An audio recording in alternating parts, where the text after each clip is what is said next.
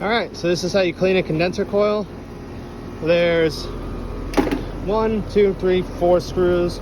It just comes off. You pick the fan up and then you put it to the side. So just like that, leave it to the side. And then the inside. Go.